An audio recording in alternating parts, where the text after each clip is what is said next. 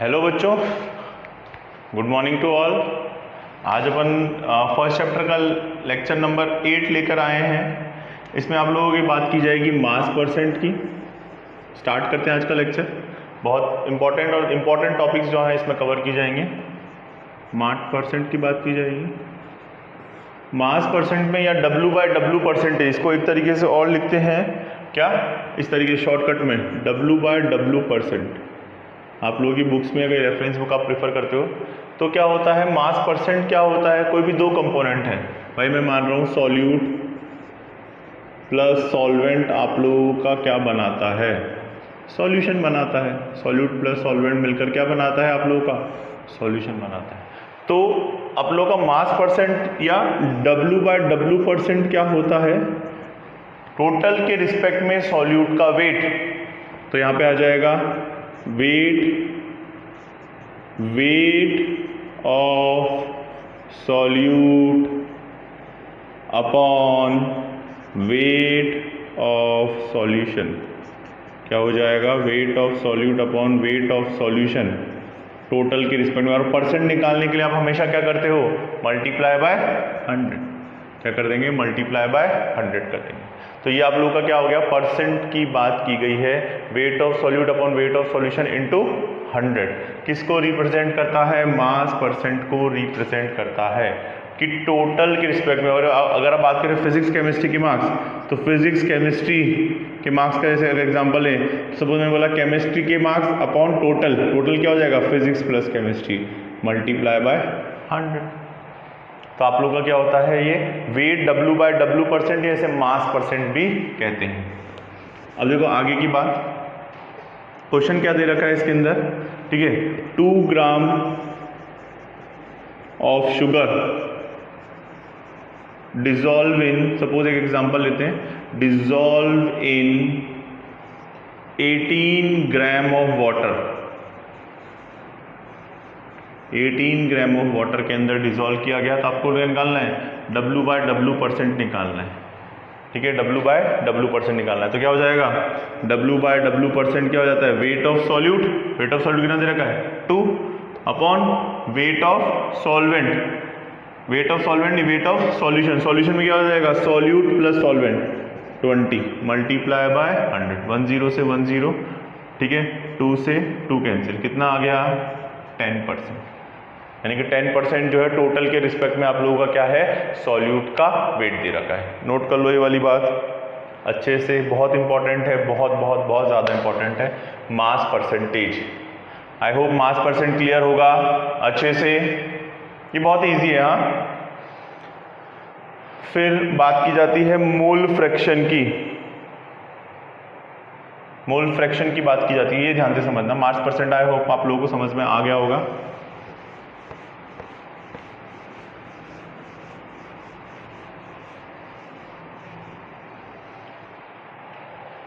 मास percent की अगर बात की जाती है, उसके बाद आता है मोल फ्रैक्शन। एक इंपॉर्टेंट वर्ड आता है मोल फ्रैक्शन। मोल फ्रैक्शन को जनरली x से रिप्रेजेंट करते हैं।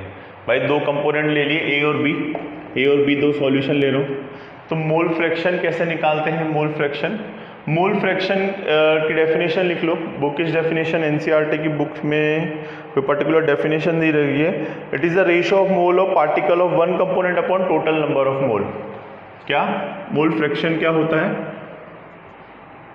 मोल ऑफ वन कंपोनेंट जो भी आप निकाल रहे हो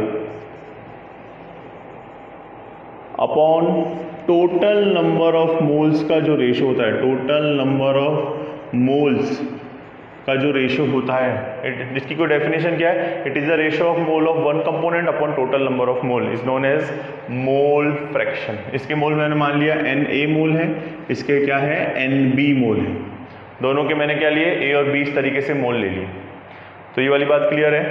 अगर मुझे इसका मोल फ्रैक्शन निकालना हो तो मैं अगर XA की निकालूंगा तो XA का क्या होगा, XA मतलब A के रिस्पेक्ट में निकाल रहा हूं, तो XA क्या होता है, मोल ऑफ वन कंपोनेंट, मतलब mole of A upon total number of moles का जो रेशियो। मोल ऑफ A क्या हो जाता है Na, और टोटल क्या थे, ए और बी दोनों अवेलेबल थे, तो Na प्लस Nb, ये आप लोगों के मोल फ्रैक्शन। अगर सर 3 होते तो A प्लस बी प्लस सी कर देते, ठीक है। फिर सिमिलरली XB क्या हो जाएगा, मोल फ्रैक्शन ऑफ B की बात करें, यहाँ पे लिख लो mole fraction of A, mole fraction of A, and दूसरा हो जाएगा आप लोगों का मोल फ्रैक्शन ऑफ B, क्या हो जाएगा, Nb upon Na plus Nb। Mole fraction of B क्या हो जाएगा, Nb upon Na plus Nb। Simple सा फंडा नोट कर लो। मोल फ्रैक्शन क्या होता है, मोल of one component, it is the ratio of mole of one component upon total number of moles, represent the mole fraction. अच्छे से नोट कर लो, किया, ओके। एक आधा क्वेश्चन करा देते हैं, बुक का एग्जांपल कराते हैं, अगर बुक में कोई दे रखा है तो। बुक में इसका क्वेश्चन नहीं दे रखा, मैं एक्स्ट्रा में करा देता हूं आप लोगों को।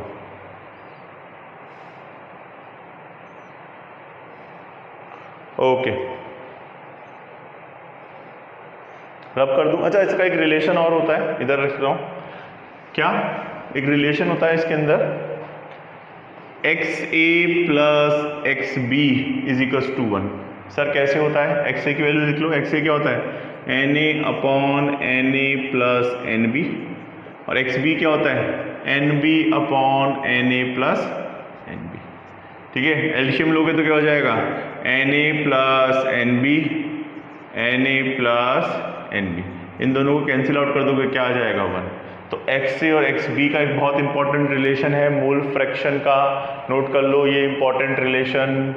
मैंने आप लोगों को प्रूफ करके बता दिया कि y XA प्लस XB या XC जितने भी एलिमेंट होंगे उन सबका टोटल क्या होता है, 1 होता है। किया,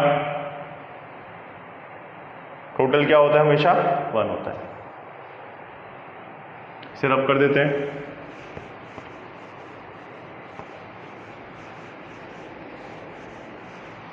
ये हो गया मोल फ्रैक्शन। अब एक एग्जांपल एक्स्ट्रा में कराने की बात की थी आप लोगों को। सपोज आप लोगों को 3 अलग अलग कंपोनेंट दे रखे हैं, ए के 3 कंपोनेंट दे रखे हैं, एंड ए का मोल दे रखा है 0.5 मोल, बी का मोल दे रखा है, एंड बी जो दे रखा है आप लोगों को क्वेश्चन के अंदर 0.2 मोल, और सी का मोल दे रखा है, एन सी दे रखा है 0.3 मोल। आप लोगों को तीनों के मोल फ्रैक्शन निकालने हैं, XA, XB और XC तीनों निकालने हैं, ठीक है।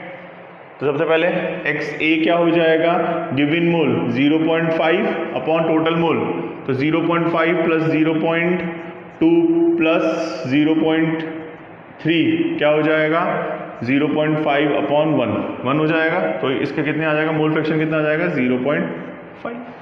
फिर सिमिलरली सेम XB क्या हो जाएगा 0.2 अपॉन 1, ये वापस सेम हो जाएगा 0.2। फिर सिमिलरली XC क्या हो जाएगा, तो कुछ ज़्यादा इजी हो गया 0.3 अपॉन 1। तो मोल फ्रैक्शन और मोल की वैल्यू यहाँ पे इत्तफाकन क्या हो जाएगी, सेम आ जाएगी। टोटल नंबर ऑफ मोल्स कर रहे हैं तो 1 आ रहा है, दैट्स इट।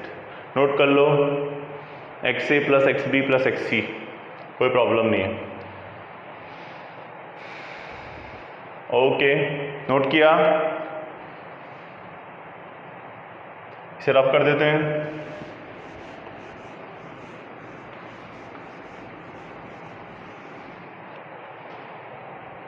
अब आगे की बात की जाए, नेक्स्ट टॉपिक जो आता है आपके मोलैरिटी दे रखा है कि मोलैरिटी दे रखा है, लेट मी चेक, सीक्वेंस में पढ़ा देते हैं। मोलैरिटी दे रखा है, मोलैरिटी ये ध्यान से समझना, मोलैरिटी या इसे बोलते हैं कंसंट्रेशन। नेक्स्ट ईयर अगर कुछ बोलेंगे कंसंट्रेशन की जब भी बात की जाएगी तो इसी की बात की जाएगी। मोलैरिटी सिंबल जो होता है कैपिटल M होता है। तो मोलैरिटी क्या होती है, number of moles of solute in per litre of solution, number of moles of solute upon per litre, litre upon volume जो लेंगे 2 लीटर 4 लीटर कितने रिसिपेंट है, तो volume of solution in litre, याद रखना लीटर के अंदर लेंगे, ये वाली बात क्लियर है। Number of moles of solute in per litre of solution, ये बहुत इंपॉर्टेंट टर्म है, 12th में 50 बार इस्तेमाल होगी। क्या प्रैक्टिकली सोचो ना, एक पर्टिकुलर मैंने ग्लास ऑफ वाटर लिया, 1 लीटर ग्लास ऑफ वाटर लिया, एक अपना बॉटल ले लिया, एक बॉटल ऑफ वाटर, उसमें सपोज शुगर के 10 मोल अवेलेबल है या जितने भी मोल अवेलेबल, 5 मोल अवेलेबल है, तो क्या हो जाएगा, वॉल्यूम की बात की जाती है कि टोटल वॉल्यूम के रिस्पेक्ट में कितने मोल है, वॉल्यूम के रिस्पेक्ट में कितने मोल है। अगर मैं रूम में अकेला हूं तो n की वैल्यू क्या है 1, और वॉल्यूम जितना भी इस रूम का वॉल्यूम, अगर 2 जने होंगे तो n की वैल्यू 2 हो जाएगी, नंबर ऑफ मोल्स। तो वैसे ही सॉल्यूट कितना है मोल के वॉल्यूम के रिस्पेक्ट में, वो किसको रिप्रेजेंट करता है, मोलैरिटी को रिप्रेजेंट करता है। किसको रिप्रेजेंट करता है, मोलैरिटी को। देखो जनरली पूरे सब चैप्टर्स में जो है सॉल्यूट को W2 मानते हैं, W2। अच्छा मोल्स क्या होता है, देखो n क्या होता है, नंबर ऑफ मोल्स अपन ने देखा था, नंबर ऑफ मोल्स होता है wait in gram upon molecular mass. भाई n क्या होता है, wait in gram upon molecular mass. तो देखो n अपॉन v इंटू ये क्या होता है लीटर में, n की जगह क्या लिख सकता हूँ, wait in gram upon molecular mass, ये अपन ने देख लिया, इंटू v। अच्छा अगर क्वेश्चन में वॉल्यूम मिलीलीटर में दे रखा हो तो मिलीलीटर को लीटर में कन्वर्ट करने के लिए क्या करते हैं, 1000, मिलीलीटर को लीटर में कन्वर्ट के लिए 1000 से डिवाइड कर देते हैं। अगर यहाँ पे मैंने ml में दे रखा है, अगर ये ml में है तो उसको क्या करेंगे, 1000 से डिवाइड करेंगे, ये 1000 डिवाइड होकर ऊपर क्या हो जाएगा, मल्टीप्लाई हो जाएगा। तो इसलिए यहाँ पे देखो मल्टीप्लाई बाय 1000 कर, जब ml में दे रखा हो। यहाँ पे मैंने ml लिखा, यहाँ पे मैंने आप लोगों का क्या लिखा है, लीटर।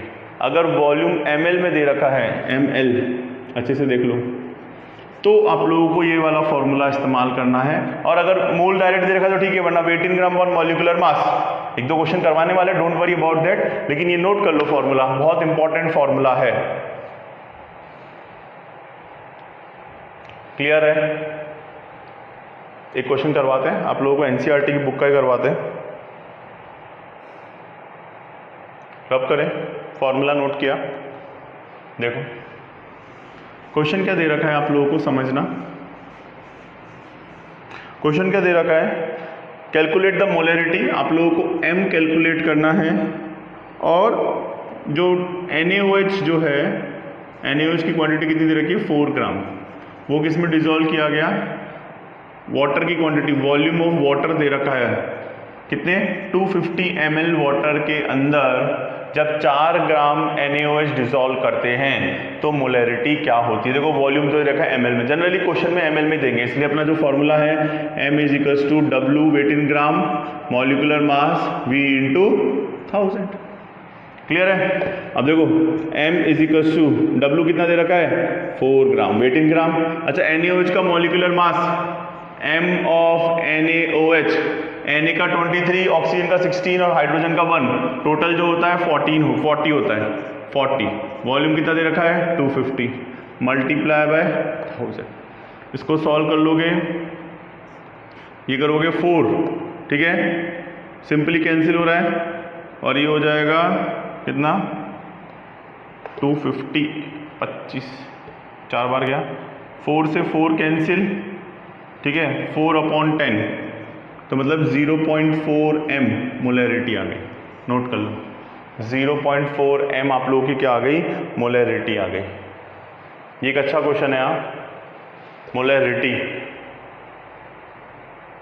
आई होप ये वाली बात समझ में आ रही होगी आप लोगों को, मोलैरिटी क्या होती है, कैसे रिलेट करते हैं। नोट कर लीजिए, molarity, this is called concentration, ठीक है, इसे क्या बोलते हैं, कंसंट्रेशन भी बोलते हैं। और एक्स्ट्रा क्वेश्चंस करवाए जाएंगे, डोंट वरी। अच्छा इसमें एक और कॉन्सेप्ट है, तुम्हें एक बात समझ में आती है कि मोलैरिटी क्या होता है, मोलैरिटी विच इज़ n/v। इसका मतलब मोलैरिटी जो है वॉल्यूम के इन्वर्सली प्रोपोर्शनल है, ठीक है। तो अगर मैं किसी सॉल्यूशन की मोलैरिटी, ठीक है, अब देखो इसमें एक फंडा काम होता है, मोलैरिटी क्या होती है, वॉल्यूम के इन्वर्सली प्रोपोर्शनल, कि जैसे जैसे वॉल्यूम बढ़ाएंगे मोलैरिटी कम हो जाएगी। अच्छा प्रोपोर्शनल के साइन हटा देते हैं, कांस्टेंट k लगा दे, तो mv = k बोले तो m1 v1 = k, मतलब k की वैल्यू सपोज को मैं बोल रहा हूँ 5 है, ये वैल्यू भी आप लोगों का क्या है, ये वैल्यू 2 है, तो आप लोगों का वैल्यू क्या आ रहा है, सपोज हमेशा 10 आ रहा है। अच्छा कोई दूसरा इक्वेशन है, ठीक है। अच्छा मोलैरिटी बढ़ाएंगे, अगर मैं ऊपर से और पानी डाल दूं, मैंने 1 ग्लास वाटर लिया, उसमें मैंने 2 मोल लिए, अब मैंने क्या किया, इसका वॉल्यूम और बढ़ा दिया, 1 लीटर की जगह इसको क्या कर दिया 2 लीटर। तो पहले मोलैरिटी क्या थी 2/1 थी, ठीक है, वैल्यू कितनी आ रही थी 2 आ रही थी, ठीक है। अब मैंने क्या किया, इसको 2 लीटर कर दिया, ऊपर से 1 लीटर पानी और डाल दिया, तो क्या हो गई 2/2 हो गई, तो कितनी हो गई हाफ हो गई। तो जस्ट डबल करने पर क्या होता है, वॉल्यूम मोलैरिटी उतनी ही क्या हो गई कम हो गई। देखो वॉल्यूम मैंने क्या किया, if we added 1 litre of water, 1 litre water add किया तो क्या हो गई मोलैरिटी क्या हो गई अपनी 1 हो गई। देखो इसका एक रिलेशन होता है M1V1 is equals to M2V2, this is, इसमें लिखा होगा बिफोर डाइल्यूशन, इधर लिखा होगा आफ्टर डाइल्यूशन। देखो इसके अंदर क्या होता है भाई, मैंने कोई भी मोलैरिटी देखो यहाँ पे कितनी आती है, ये वाला एग्जांपल लेते हैं, क्या मैंने 1 लीटर पानी के अंदर 2 मोल डाले, तो 2/1 इन दिस, और आफ्टर डाइल्यूशन क्या हो गया 2/2 इंटू मैंने 1 लीटर पानी और ऐड कर दिया, तो वॉल्यूम क्या हो गया 2। देखो इसकी मोलैरिटी कितनी आती है 2, वॉल्यूम कितना था 1, वॉल्यूम कितना था 1, पानी और ऐड कर दिया, जिस रेशो में पानी बढ़ाया उसी रेशो में मोलैरिटी कम हो गई। देखो किस रेशो में पानी बढ़ाया, पानी कितना कर दिया 1 लीटर एक्स्ट्रा ऐड कर दिया, तो कितना हो गया 2, तो वॉल्यूम कितना हो गया 2, तो देखो मोलैरिटी कितनी हो गई ऑटोमेटिकली क्या हो गई हाफ हो गई। देखो दोनों 2 इज इक्वल्स टू 2, यानी कि जितने रेशो में पानी या वॉल्यूम बढ़ाते हैं उसी रेशो में आप लोगों की मोलैरिटी क्या होती है कम होती है। क्या, एक मैंने 2 मोल लिए, उसमें 1 लीटर पानी में 2 मोल डाले, तो मोलैरिटी आ गई मेरी 2m। अब मैंने 1 लीटर पानी उसी के अंदर ऐड कर दिया, तो वॉल्यूम क्या हो गया डबल हो गया, तो वॉल्यूम डबल कर दिया, तो मोलैरिटी इस बार क्या हो गई 2/2 इज 1 हो गई। देखो M1V1, M1 क्या था 2, वॉल्यूम कितना था 1 लीटर, जैसे ही उसको मैंने डबल कर दिया 2 कर दिया, तो मोलैरिटी उसी रेशो में क्या हो जाती है हाफ हो जाती है। तो बिफोर डाइल्यूशन और आफ्टर डाइल्यूशन का एक बहुत इंपॉर्टेंट रिलेशन है, नोट कर लो, ये काफ़ी जगह काम आता है कि उसमें और पानी डाल दिया तो उसी रेशो में मोलैरिटी क्या हो गई कम हो गई, क्योंकि ये दोनों एक दूसरे के क्या हैं इनवर्सली प्रोपोर्शनल होते हैं, ये दोनों एक दूसरे के क्या होते हैं इनवर्सली प्रोपोर्शनल होते हैं। क्लियर है? I hope this point is clear. Very important relation before dilution और after dilution. बुक में इसी तरीके से दे रखा है आप लोगों के। Okay, next